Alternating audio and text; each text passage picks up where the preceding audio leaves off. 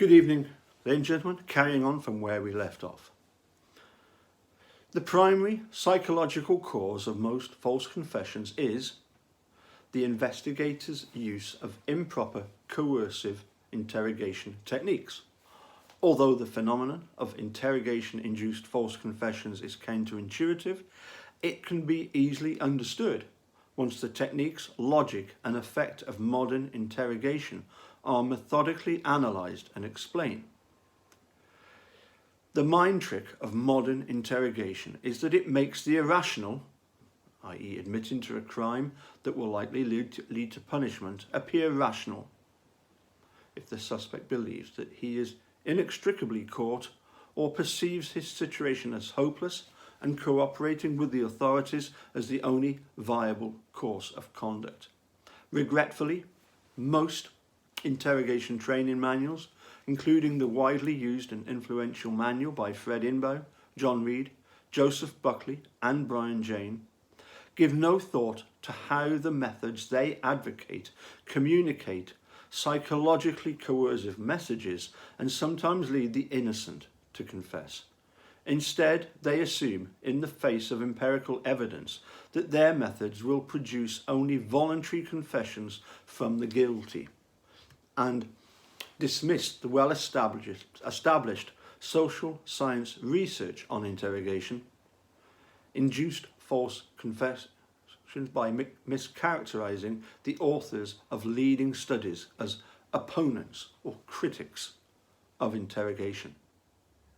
Notwithstanding the role of psychological coercion as the primary cause of interrogation-induced false confession, some individuals, particularly the retarded and juveniles, are more vulnerable to the pressures of interrogation and therefore less likely to possess or be able to muster the psychological resources or perspective necessary to withstand accusatorial police questioning.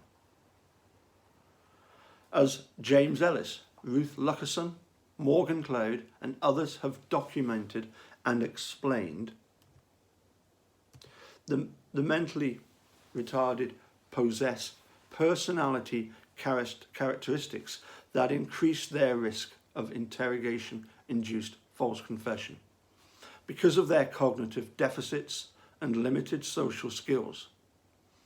The mentally retarded are slow thinking, easily confused, concrete as opposed to abstract thinkers, often lack the ability to appreciate the seriousness of a situation, may not understand the long-term consequences of their actions, and tend to have short attention spans, poor memory, and poor impulse control.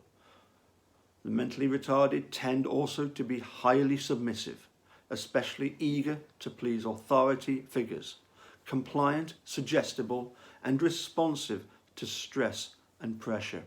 As a result, people with mental retardation are disproportionately represented in the reported false confession cases. Notwithstanding this fact, it bears emphasizing that the vast majority of reported false confessions are from cognitively and intellectually normal individuals. Interrogation-induced false confession has always been a leading cause of miscarriages of justice in the United States. As mentioned earlier, the methodology, sound studies that have systematically aggregated and quantified case data have found false confessions to be the primary cause of wrongful conviction in between 14 and 25% of the documented cases. While it is not presently possible to provide a valid quantitative estimate of the incidence or prevalence of interrogation-induced false confessions in America, the research literature has established that such confessions occur with alarming frequency. So social psychologists, criminologists, sociologists, legal scholars, and independent writers have documented so many examples of interrogation-induced false confession in recent years that there is no longer any dispute about their occurrence. And I must admit, even Ken Kratz could not come up with any literature published that would try and claim that false confessions do not occur. Nevertheless, there is a good reason to believe that the documented cases of interrogation-induced false confession understate the true nature and extent of the phenomenon. Most false confessions are not easily discovered and are rarely publicised. They are likely to go unnoticed by researchers, unacknowledged by police and prosecutors, and unreported by the media. As many have pointed out, the documented cases of interrogation-induced false confession are therefore likely to represent only the tip of a much larger iceberg. Indeed, the data reported in this article suggests that interrogation-induced false confession may be a bigger problem for the American criminal justice system than ever before.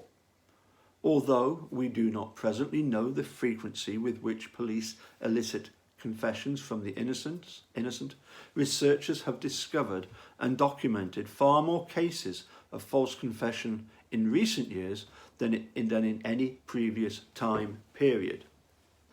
And I suppose probably because people weren't looking so closely for false confessions back then. It is simply the fact that now that we know about these happenings, then we tend to take a better look at it. I'm sure that the conviction integrity units have helped as well. Anyway, carrying on. Regardless of how often police elicit confessions from the innocent, the social science literature strongly suggests that interrogation-induced false confessions are highly likely to lead to the wrongful conviction of the innocent, perhaps more so than any other type of erroneous evidence. Well, yes, we know that confessions are the gold standard. As it says, this is due to the strong effect that a confession evidence exerts on the perceptions and decision-making of criminal justice officials and lay jurors, with the exception of being captured during the commission of a crime, whether by physical apprehension or electronically on videotaped. A confession is the most incriminating and persuasive evidence of guilt that the state can bring against a defendant. It therefore stands to reason that, with the exception of being falsely captured during the commission of a crime, a false confession is the most incriminating and persuasive false evidence of guilt that the state can bring against a defendant. As Richard Leo and Offshee and others have argued, a suspect's confession sets in motion a virtually irrefutable presumption of guilt among criminal justice officials, the media, the public, and lay jurors.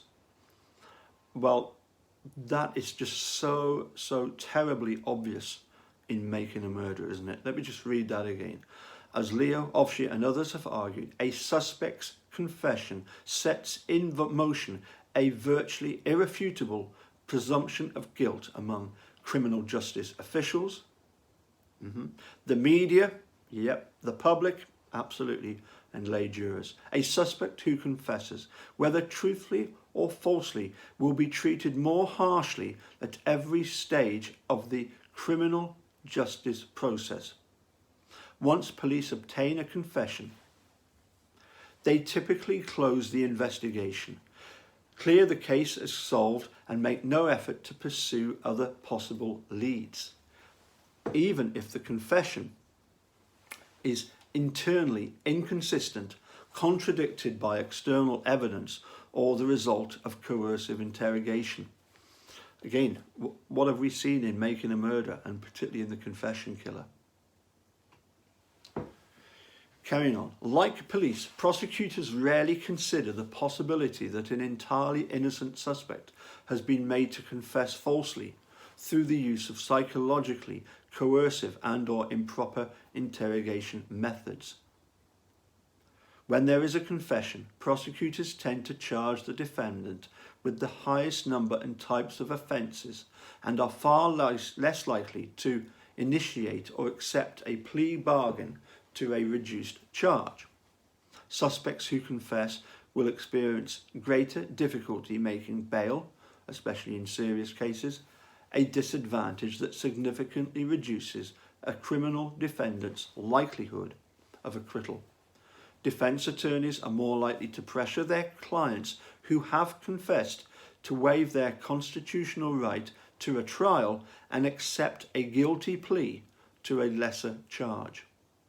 Judges are conditioned to disbelieve claims of innocence and almost never suppress confessions, even highly questionable ones. If the defendant's case goes to trial, the jury will treat the confession as more probative of the defendant's guilt than virtually any other type of evidence.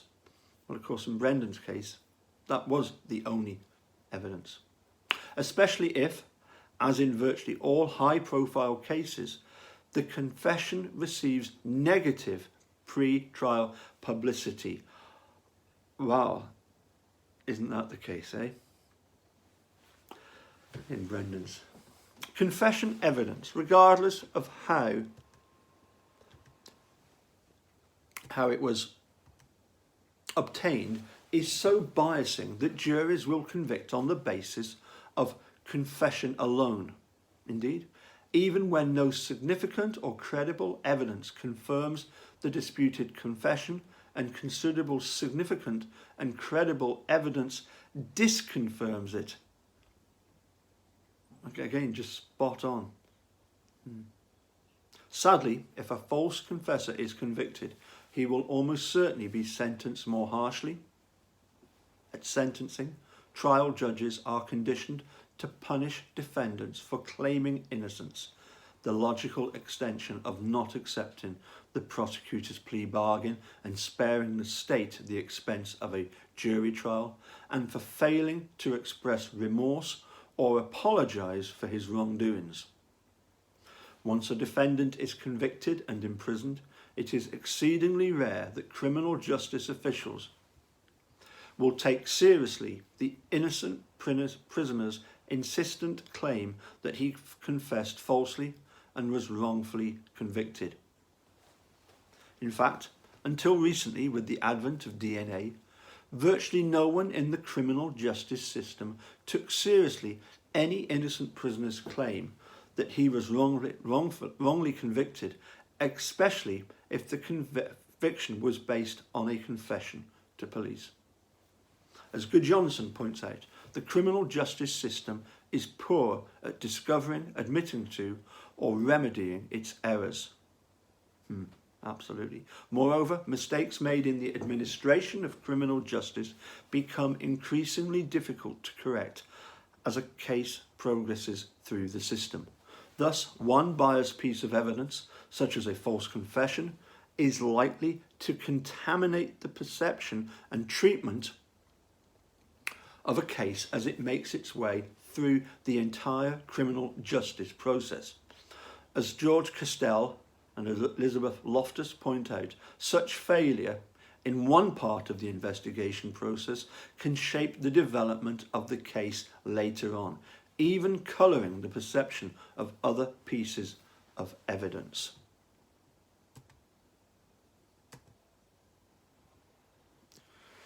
We'll hold it there.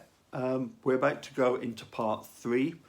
If I remember rightly, there were 7 or 8 parts, so we're slowly getting through. Apology that it's quite heavy going, but I feel it's important to look at closely what Steve Drizin and in this case Richard Leo have been looking at and working on and documenting.